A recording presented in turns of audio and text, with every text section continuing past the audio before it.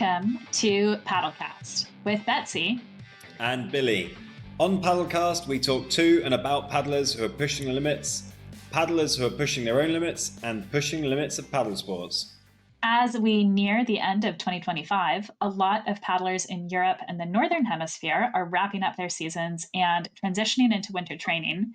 But there's still a few big races left before next year, particularly in the Southern Hemisphere and some beautiful warm locations. So on that theme, today we are going to Hong Kong, Reunion and Australia. Jon White, an incredible para-paddler and my good friend, is joining us to recap 20 beaches, Mox the Dragon Run and preview Race Week. And then Rosie Edwards is going to share a bit about her racing at the ICF Surfski World Cup in Reunion. To begin with, here is our conversation with Jon White. Jonathan White is a British kayaker who is completely redefining what's possible for Paracanoe athletes on the water. Jon lost 3 limbs to an IED while serving in Afghanistan in 2010. Both of his legs were amputated above the knee and his right arm was amputated above the elbow. Jon got back into the boat less than a year later to train for and complete the Devizes to Westminster, which he did in 2012 and again in 2019 in senior doubles with Lee Waters. In more recent years, he started racing internationally, representing Team GB. Jon's disability doesn't fit neatly into the ICF's para classifications, and he's usually the only triple amputee on the water. Even so, he has performed exceptionally well and finished his marathon racing season this year with gold medals at both the European and World Championships, as well as 4th and 5th place finishes overall in the men's Paracanoe 10K and KL2 race at the Worlds in Hungary. Jon is a very good surfski paddler as well as a top marathon racer, and at the moment he is on a bit of a surfski tour. He started with 20 beaches a couple of weeks ago in Sydney, and then he flew to Hong Kong for Mox the Dragon Run, and now he is in Western Australia gearing up for one of the biggest surfski events of the year, the Shaw & Partners WA Race Week. Welcome, Jon. It is great to have you on. Hi, Betsy. Hi, Billy. Thank you for having me on the show. So congratulations on your finish at Mox the Dragon Run. It's a 22k race and you made a pretty big jump on your finishing time from last year. You topped your time by more than 10 minutes. Tell us how your race went. I was pretty happy with it. So conditions were probably very slightly nicer this year. Last year there was a super typhoon 400k off the coast. So it was pretty touch and go whether they actually ran the race. This year, there was another typhoon, but it was further away. It was pretty windy the couple of days beforehand, and then on the day of the race, it just settled down a little bit. I've come into the race in much better shape than I was last year. It's still a really challenging course, though. So the first 5K, you're in a rim of islands and land that's just surrounded by steep granite cliffs. So the waves are just coming in, bouncing off everywhere. The first K, you're paddling straight into the wind. Then you hang a right turn. You're paddling across the wind in this chaotic water. And then after 4K of doing that, you turn with the wind. But even then, there's still big ocean swell coming in from your left, and then rebound waves coming from the right. So it wasn't a course that I ever felt settled on. I really struggled to get momentum and keep going. I was catching the odd run, but I couldn't do it consistently. I felt like every time I spotted a wave that I felt like this was the one I was going to come from, all of a sudden something would come from left or right and knock me off. So real challenge, hot weather too, but pretty glad to have got through it. It's a long way to go to race in Hong Kong, coming from the UK and Europe. What brought you back to do the race a second time? So a big part of it's just the community and also the timing of the race. So it worked out this year that I could do the 20 beaches the weekend beforehand, then go to Hong Kong, do that race, and then from there fly down to Perth. and it gives me 3 weeks in Perth. With 10 days beat up for the race week down here. So part of it logistically or timing wise, it worked out well. But then also just the community out there is really cool. I've got old school friends out in Hong Kong, which I managed to catch up with this time. And then I've made friends in the surf ski community out there too, who are all super welcoming to me. So I'm very grateful for that, and both years they've supplied me with boats. People have put me up in their houses. Paddlers have given up racing to come and paddle alongside me. So I'm very grateful for it. That's Yeah, amazing. that's really cool. So back in November, you teamed up with John O'Crow and you did the 20 beaches in Sydney. How was that?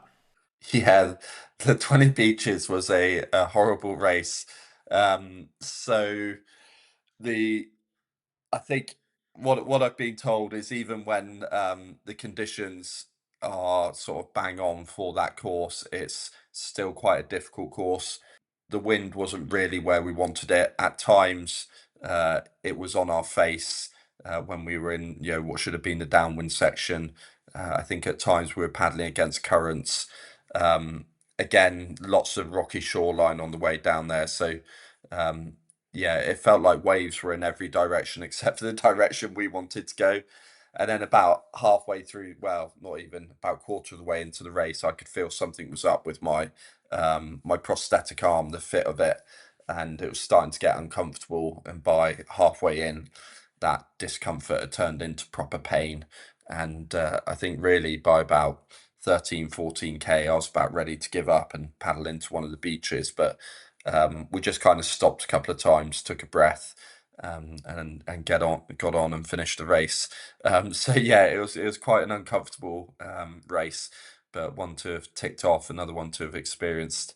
Luckily for me, Jono's an absolute machine because, quite honestly, the last, I don't know, 4 or 5K, he was pretty much doing all the work on his own. That sounds tough. Did you figure out what went on with your arm there, or it just happened sometimes? Yeah, sometimes when I'm fitting it, it does. That day it was being really difficult to get on. It took me a really long time to do, and yeah, sometimes it will then just work very slightly loose, and it's like a negative pressure, so it sucks fluid down into the arm. So you then got swelling the same, then the pain that comes along with that. And then the other thing when that happens, it's then moving around very slightly on the arm too. And so just on this corner of the arm, I've got a little corner of bone that kind of sticks through all the other sort of flesh inside. So it's just literally onto the skin, and I could start to feel it rubbing on there a little bit. Um, yeah, so it doesn't happen very often, but when it does, it's not very nice. So now you are in Australia again, in Western Australia, getting ready for WA Race Week. So, Race Week this year has 7 races over 8 days, culminating, of course, in the legendary event, The Doctor, which is on the last Saturday in November. Which races are you signed up to compete in, and what are you most looking forward to? I've signed up for all the singles races. I don't know if I'll do the Dash for Cash. I did do it a couple of years ago. Just get someone to throw me on the water, and it's basically a 300 meter sprint. So it can be a bit of fun, but it's the day before the doctor, so you've got to work out whether or not you can be bothered with all the admin of getting on the water then um, before doing it. But yeah, West Coast Downwinder, the two Sunset series during the week, Dash Cash maybe, and then the Doctor, and hopefully this year I'll get to race the Doctor because last year I didn't get to because of the conditions. One of the downsides of you being a pioneer in para surfski is that you don't always have many paddlers in the same category to race against. So, does this affect how you go about setting your goals for races and results? Yeah, so really for me, um, and it kind of is the same for all my racing now. I I don't really judge myself against the results. If you like, I judge myself by how well I feel a race. I just kind of have that honest conversation, and um, so there will be races that I have where the result isn't necessarily that great, but I know that I've raced well and performed well. It's just other people were better than me that day. And great example of that was I want to say 2022 in Portugal World Marathon Championships, where I got a silver to Marcus Svoboda there. And despite getting subsequent golds in other races, that's probably one of the races I'm proudest of. And then the European Championships this year, I was very proud of. And again, European Championships for ski paddling in 2021 in France in Cherbourg. I got second in that race, but actually I was super chuffed with how I did. And so that's just my approach to all the races. Look at it in terms of fitness, performance, technical aspects. Has it gone well, or did I make mistakes? Have I managed to put a plan together? Have I managed to hold my effort and really give it my all? Or could I have done better? So I don't really worry about the competition too much. One of the things I do quite like, 20 beaches and in Hong Kong, in both cases, got off the water, got changed, and then saw other boats still coming in. I'm still sitting there beating some able-bodied people by a good distance too, which is good for the ego. But as I say, it's not the main priority. And the other thing is, I get off the water and I chat to Corey Hill, and Corey just says, "Oh, that was a really fun race," and I'm sitting there going, "Yeah, I only just survived it." I have to not compare myself to Corey Hill.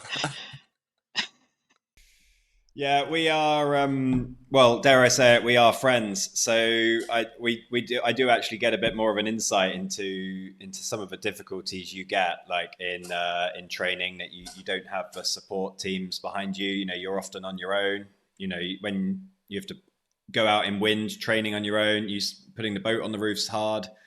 All of that sort of stuff. It's a unique insight. So I think you have a really healthy view of how you analyze your races, and that is really cool. And I think more people should take that approach. It's not just results driven, but something that is results driven is your long term goal to qualify for the 2028 Paralympics in LA. So how are you approaching that goal, and how do you see like the different disciplines you do of surf ski and marathon like contributing to this sprint paddling?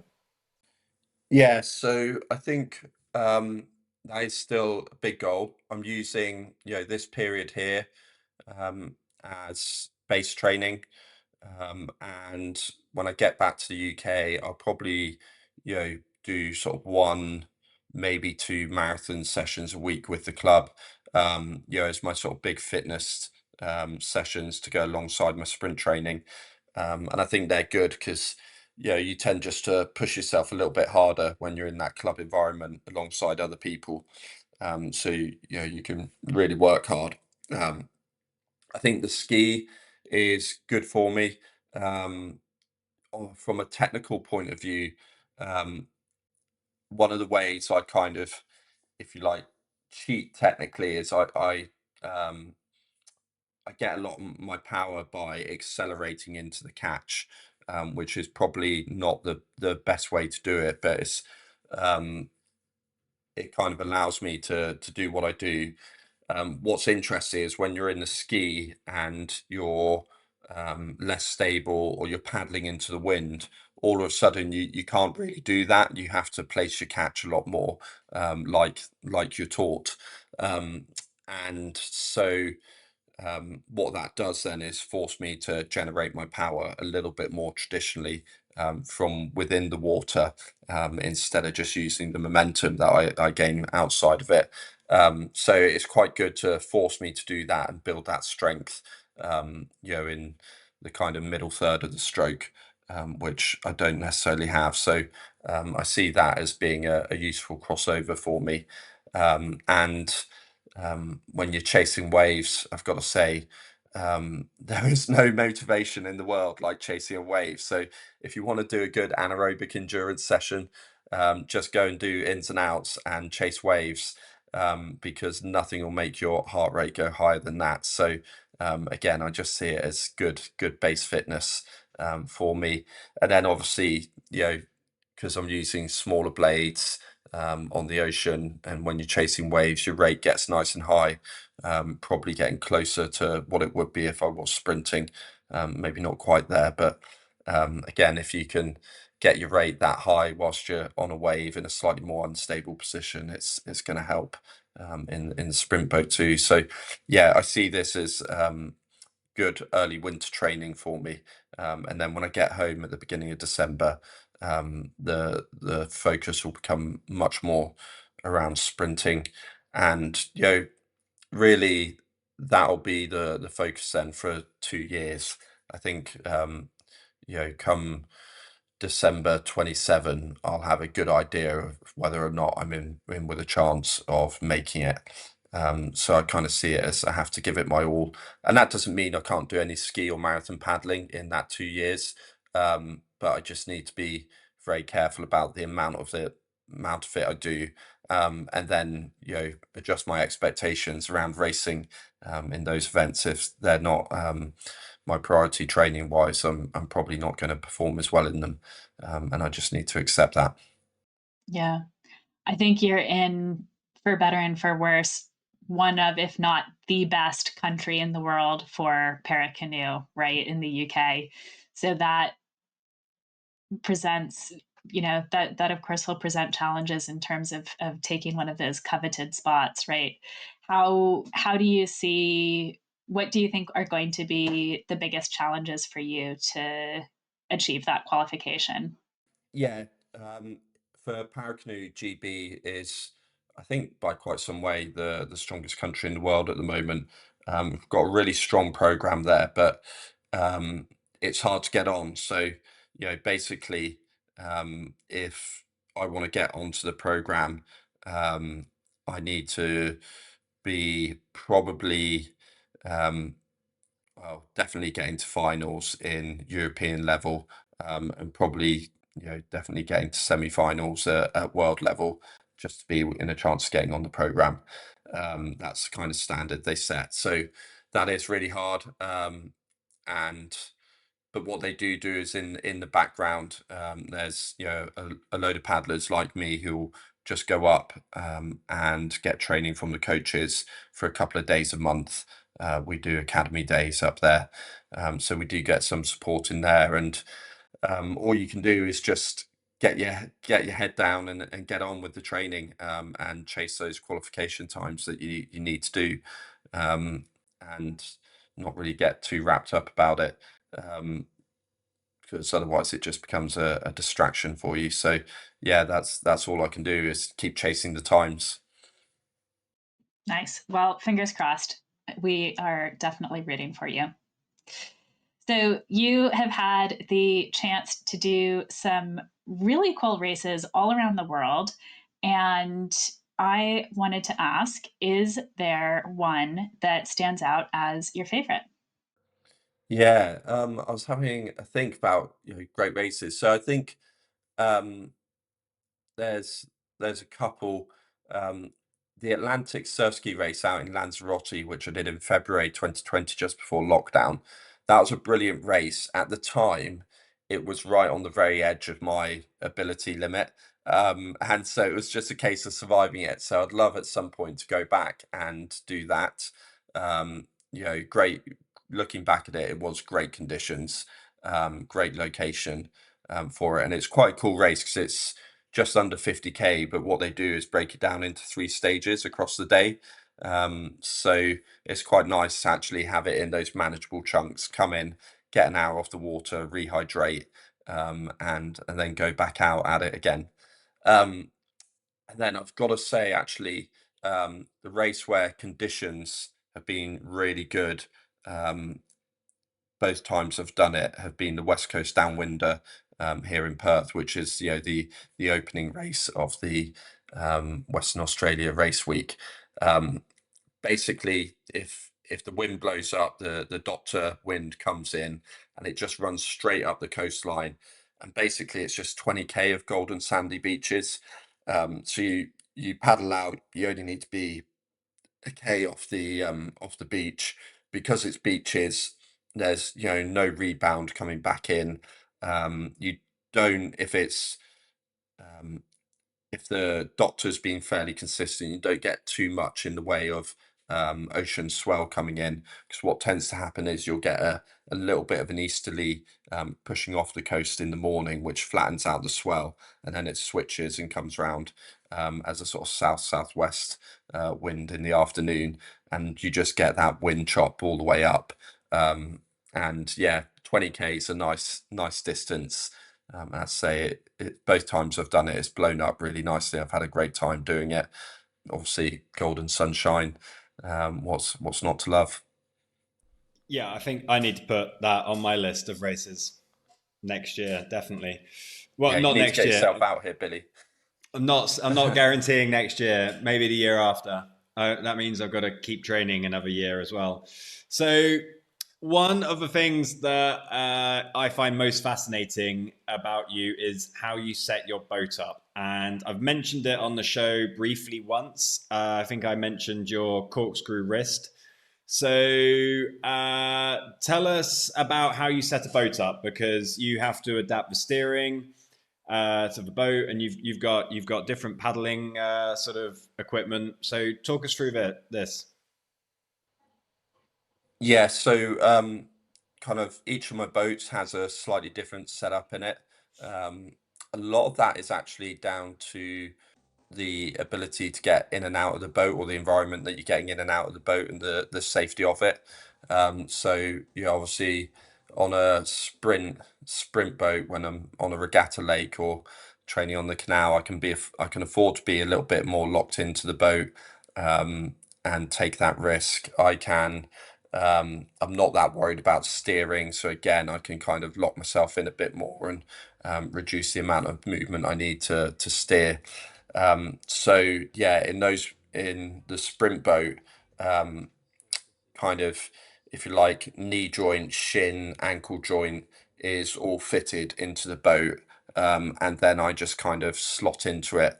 And in that boat, I just steer with one leg, so I use my right leg, and basically I've put like a rudder wheel behind the ankle joint on that right boat. So instead of connecting to tiller bar, they come into the wires come into a rudder wheel, which is far more sensitive.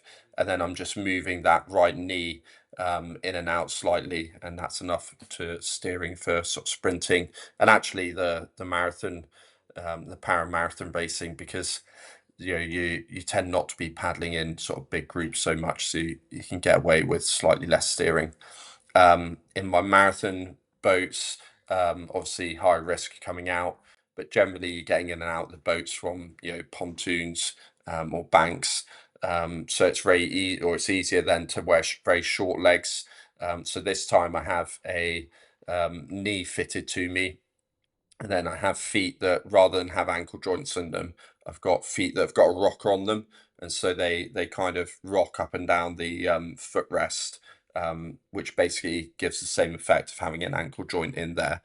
And in that case, I just have a tiller bar, and I'll just move the feet left to right to do that. What I do tend to do is just use I bungee my feet together, just because it stops my feet from splaying when I'm sort of driving quite hard through the footrest.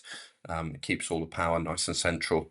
And then in the surfski, initially we started off with short legs and realised that actually when you're trying to get out in the shoreline of the beach, that was no good. You need the extra height. So I wear much longer legs. I don't have an ankle joint. I do have a knee joint that I can lock. So I'll walk out into the water with locked knees, and then just before I get into the boat, I'll unlock the knees, throw my legs over, jump in the boat, and then I've got a tiller bar in there as well. And what I've got in the surfski, is obviously you've got the risk of getting hit by waves and being knocked out the back of the boat. So in surf skis, the foot strap's really important. You know, people are literally using that to keep themselves in the boat. Um, because I don't have ankle joints, I was a bit worried about doing that. I didn't want to get fully stuck in the boat, so I kind of I made this footrest that's got a roof on it and kind of an arched front, and that arched front sits 60 mil forward of the footrest, so it allows my toes to go back and forward, so my heel's placed. And the foot's rocking back and forwards, and because it's got the arch, I go into the footrest in the middle. And then if I need to, I can splay my feet out and use that arch just to hold myself in the boat very slightly. The cool thing about that setup is I've got it so I can put that footrest in any epic kayak, and it takes me about 15 minutes to take a normal epic foot plate out, put that one in, and have it set up.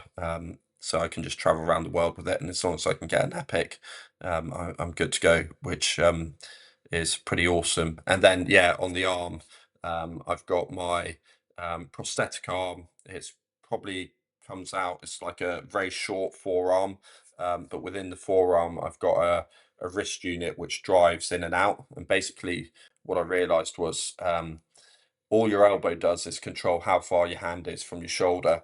And I realized I could achieve that by making a wrist that drove in and out of the forearm. And I did that by putting it on a really long lead thread, essentially. So a spiral in the wrist unit. It's got ball bearings in. And then when it's in the bottom hand position, it's reached out far in front of me. And then when it's in the top hand position, it's just come back. And yeah, it's maybe like, I don't know, 80 mil of travel or something. It's not loads, but it's just enough that it means I've got a little, slightly better levers than I would if I didn't have that. And that system's working really well now. There's been some changes to it over time. So I realized I used to have a bend at the elbow. And I've realized that actually that was making me lose power. So I've got rid of that. And yeah, I think it's all fairly settled now. There's not too much more experimenting to do.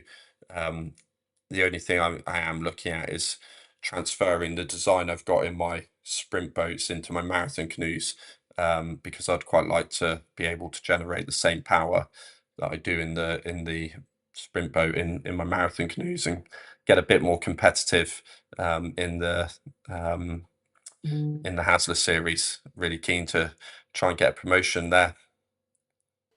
Yeah, you're knocking on the door of Div 3, aren't you? Yeah, I seem to be top end of Div 4. I'm top end of Div 4 if everything goes well. Div 4's difficult though. There's lots of ringers in it. People who just don't want to paddle 12 miles anymore. So, sometimes they can properly do you over in a race, and I haven't quite got enough of to deal with that. But yeah, if all goes well, I'm kind of top end of Div 4. Maybe we should go and do a sort of, a really easy Div 4 race somewhere in the country where they don't have the ringers. We need to get out of the south and southwest. Yeah, if you can ask your viewers to call in and let us know where the easiest Div 4 races are, without any portages, that'd be great. How, like, did you invent some of this kit, Jon? Like, how have you put it together? Just really trial and error, looking, seeing what was available to me in terms of prosthetics, trying to look at, how able-bodied paddlers do and how I could recreate it. Yeah, and there was a lot of time just cutting stuff up in my workshop, putting it together, literally bolting bits of prosthetics that are designed for completely other things, bolting them together, cutting them up, making it work somehow. And then the arm design, I kind of came up with the idea. I drew it on the cardboard inner of a bog roll, and then sent it to a friend of ours, of Billy and mine's, Farley, who's an engineer and a paddler, and ran it past him. He agreed that it was a good idea. He did some initial drawings. We 3D printed a version that I then reinforced and fitted to see if it would work. It did, and then we went to some CNC manufacturing workshops local to me, and have got them to make it. And I think we're on the second or third version of it now.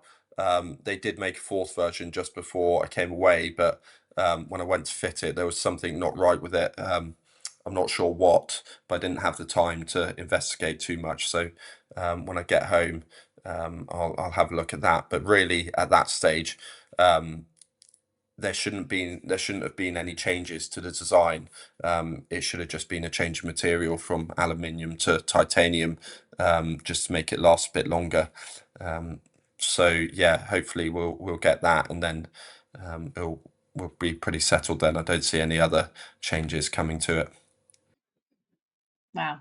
It's just incredible. Really, really cool. So, final question. What is your vision for the future of para paddling? How would you like to see the sport develop in the coming years?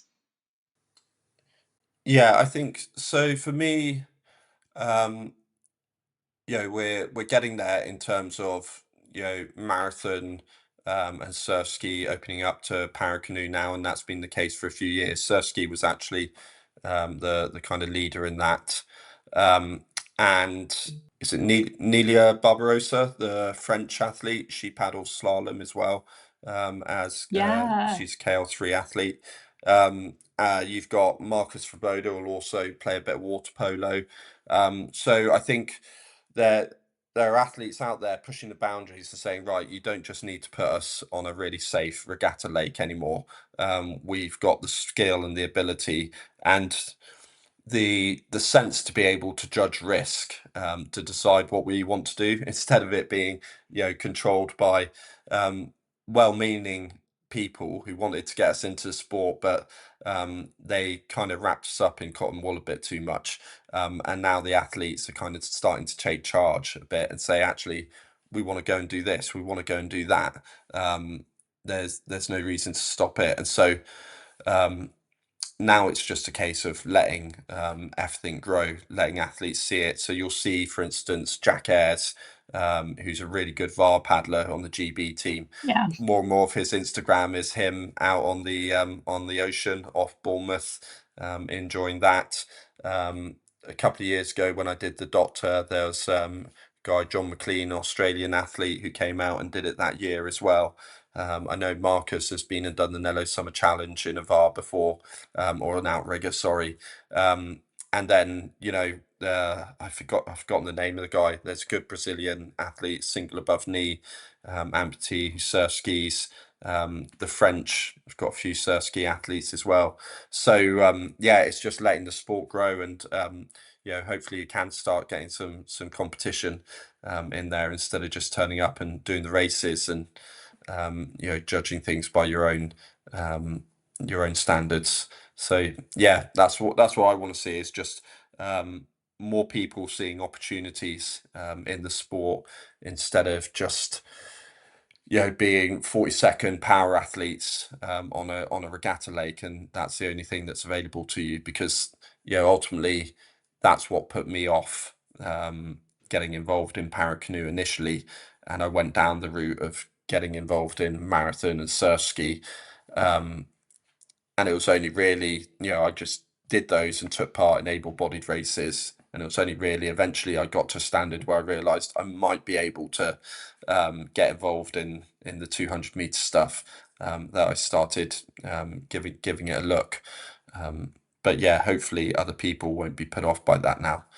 Yeah. I think we started this by saying that you're out there just redefining what's possible for para athletes, and it's just incredibly cool to watch. So keep keep leading the way. Thank you so much, Jon, for joining us. It has been an absolute pleasure having you on, and best of luck in the WA Race Week this month. Thanks very much, Betsy. Thanks, Billy. Yeah, nice one. I will see you soon. I really liked talking to Jon White. I find him a near constant inspiration in many ways when we're paddling. And it's just great to talk to him both on and off the podcast about his paddling. Yeah, I just love following everything Jon is doing. It's always, as you say, inspiring. And I think there's a lot of lessons that everyone can take away from how he approaches things, both, para paddlers and able bodied athletes as well. Yeah. I mean, when he talked about considering quitting 20 beaches, he must have been I know him, that must have been bad.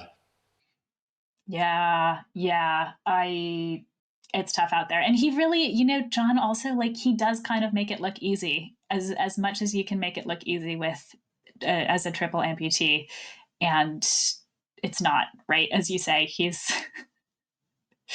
especially on something like 20 beaches, he's facing stuff that the rest of us don't have to face. Yeah, largely he just gets on with it, and you'll rarely hear much complaint from him. So we have heard from Jon about his plans for Race Week, but we have got to do our full preview on this. It's going to be really good racing out there. Let's start with the men's race. And we'll say race, there's, of course, a number of events. I think the main one really is going to be the Doctor, which is the big one.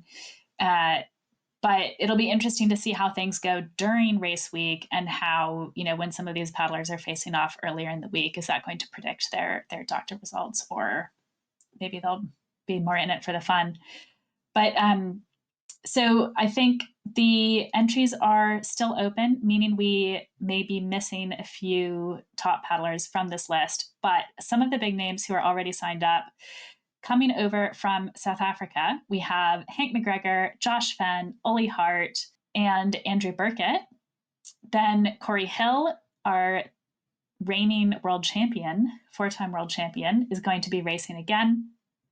And Pat Dolan is coming over from Hawaii to race. Yeah, that's pretty big. There's some big names there. Yeah, there's going to be some tight racing. I think you can definitely add Oscar Jones to that list. And Boofy obviously said he was going to be racing. He said he's been out in the ski quite a bit. So, Andrew Burkett, fresh off winning the Pete Marlin, probably one of his biggest results in surf ski. It's going to be some close racing there. I think the rematch of Pat versus Corey, because we saw them go head to head at Molokai. That is home water for Pat Dolan, and he won. He beat Corey Hill. I mean, Corey Hill, 4-time world champion, right? So I am really excited to see them go head to head in Australia. It's not Corey's home waters, but it's still, of course, in Australia, and a lot fewer time zones to cross for him compared to Pat coming over from Hawaii. So yeah, I don't know. I think, Pat got the win in Hawaii. Can he do it again? Can he beat Corey? He wasn't at the World Championships, so we didn't get to see those two go head to head there. Maybe it's going to be a sprint finish. I can't wait. I think that's going to be a really good matchup. You reckon there's going to be one wave in it all week? Yeah. Let's see.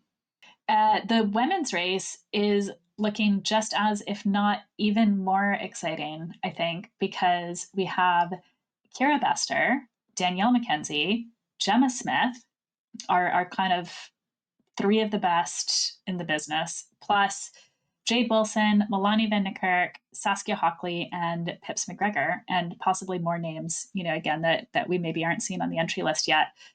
But that's going to be pretty good. Yeah, that's going to be right up there, isn't it? With some top racing. So DMAC just beat Gemma at 20 beaches. Kira just won. No, she didn't. She was on the podium in the doubles in Reunion Island just before recording this. And obviously fresh off winning the Worlds. second at Pete Marlin. It's that everyone's got something going for them in that race, and it could be some really close racing again. Definitely. And I think Kira has been really looking forward to matching up against Gemma, who we've talked to her about in our conversations with her, has been one of the top paddlers who she's looked up to for years. She had the chance to finally face off since sort of coming into her own in the last couple of years against Danny at Worlds. And then, as you say, again at Pete Marlin, where Danny did manage to just take that win over Kira, showing how close they really are. And I think Kira's going to be really excited for this, and Gemma, I'm sure, as well. And really, it could be any of the three of them. Like, with Kira coming off the World's win, I would probably want to put my money on Kira, but it's really hard to say. That those three could be very close as well. I wouldn't want to put a bet on that one. It could go either way, really, couldn't it? And it'll come down to who gets the run of the waves, and who makes the most of the conditions. And if they're racing all week, you could have a different winner. They could be sharing the honors all week. Yeah, exactly. Which maybe we should expect to see. Probably there's not going to be one person come out with all the wins, especially after we saw between Worlds and Pete Marlin, right? Kira took the world title, but Danny still managed to win Pete Marlin. So yeah. Let's move on to the ICF Canoe Ocean Racing World Cup in Reunion. So Reunion is a small island in the Indian Ocean. It's just off the coast of Madagascar, and it's technically part of France. It's one of these French overseas territories or departments. In French, they're typically called the Dromcom. It looks absolutely beautiful. And not only has Reunion become a reliable World Cup host, but apparently they are hoping to make a bid for future World Championships. This World Cup comes at a time where World Cups are getting pretty exciting for ICF Ocean Racing because they've actually scheduled 4 World Cups for 2026, which is a lot. I think it's the most surfski or canoe ocean racing World Cups we've had.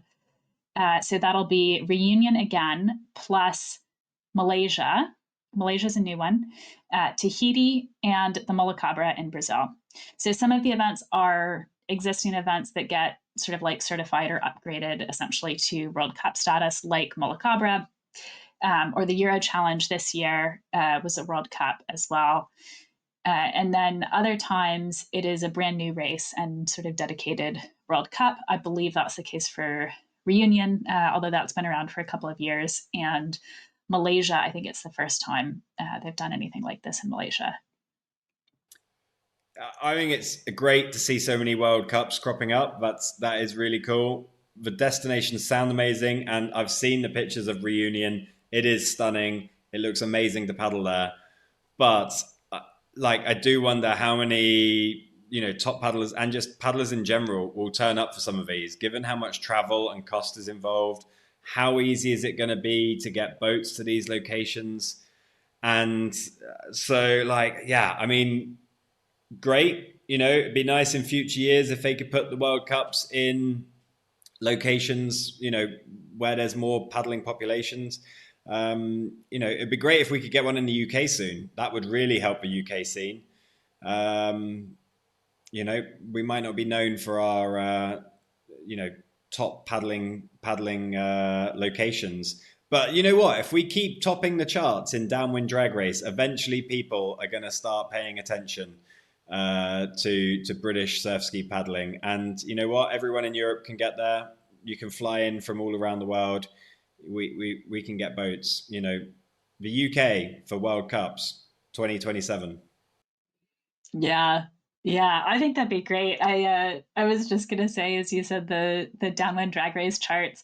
We're gonna have to do something on that north coast of Devon, just so everyone can take their turn at getting a sub 4 minute or sub 3 minute kilometer. Yeah, Well, Kira was saying on the Paddlers Pod that her best split was 3:01 or something. So if we fly her into North Devon and she can smash it. Definitely. We're going to have to make it a bucket list location for everyone just to get that split time. Yeah, I think the World Cups are fantastic, and I do have the same concerns though that you outlined. I'm not worried about an event like Molacabra, right? That's extremely well established and attended, particularly by Brazilians. A great local event there, and I think they draw in a good number of international paddlers, but they're almost sort of icing on the cake because it's such a well established local event.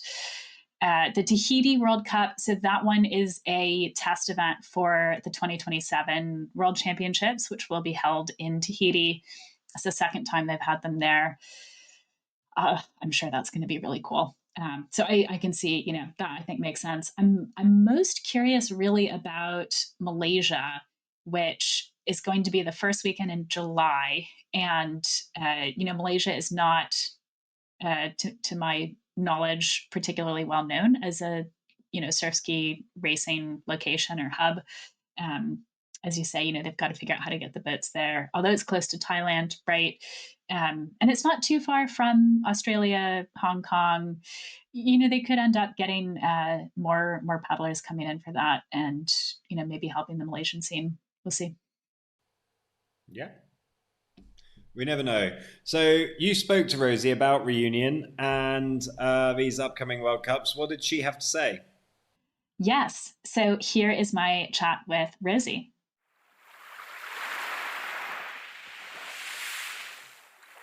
Rosie, you have just spent the last week in reunion for the ICF World Cup.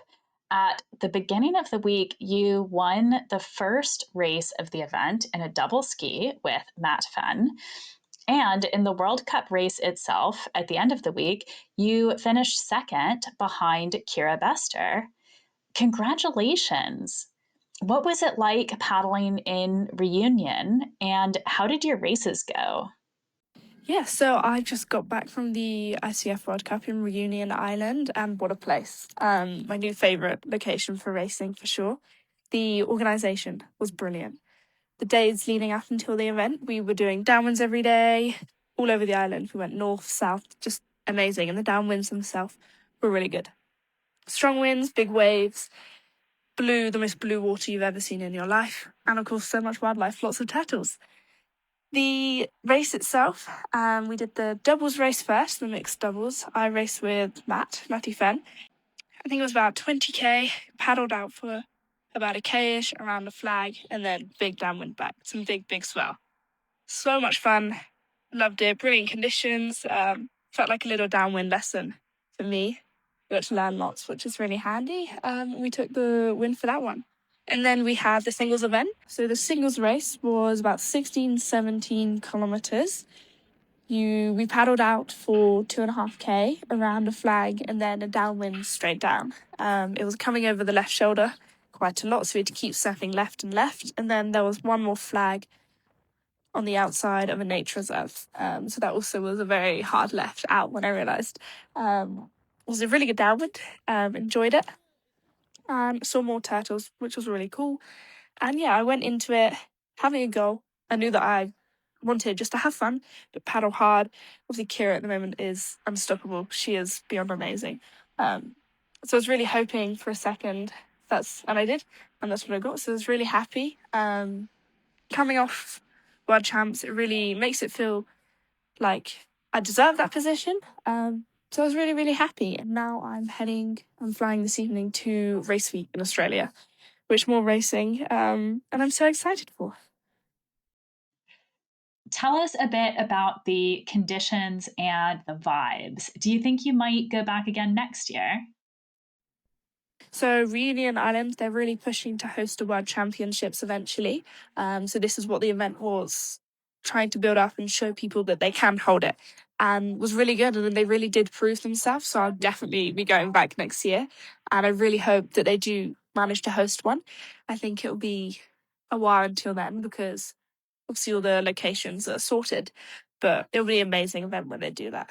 The atmosphere, the vibe, they're just so enthusiastic towards surfski paddling, and it was really lovely to see that. The ICF has announced 4 World Cups for surfski in 2026: Malaysia, Tahiti, Brazil, and Reunion. The chair of the ICF Canoe Ocean Racing Committee has called it, quote, a new era. How are you thinking about next year's World Cups in the broader context of planning your season? So, planning into my season next year, my main focus is Europeans in France. I think that's in August, followed by Worlds in Alicante, which I'm really looking forward to because raced there so many times. They always hold an amazing event down there. Really, really good atmosphere. All the World Cup events, I would absolutely love to go to. If I could get it sorted and go to, would be amazing. But we're very spread out, so realistically, probably won't happen. But it'd be my dream. But it's good for the sport, and I can't wait to see it keep growing like this. Congratulations again, Rosie. I have been so impressed by your racing over the last few months. It really feels like you have stepped up to a new level. It was really exciting to see that continue in Reunion, especially for you to win that doubles race with Matt ahead of Kira and Reef Funston. And then in the singles race, there was almost exactly 2 minutes between Kira in first, you in second, and Jade in third. And for me, I think that result really helped solidify that you seem to be kind of leading that chase pack now behind the likes of Kira and Danielle. And I'm really excited to see how your paddling continues to grow. Best of luck at race week. We will be rooting for you. And until next time, see you on the water.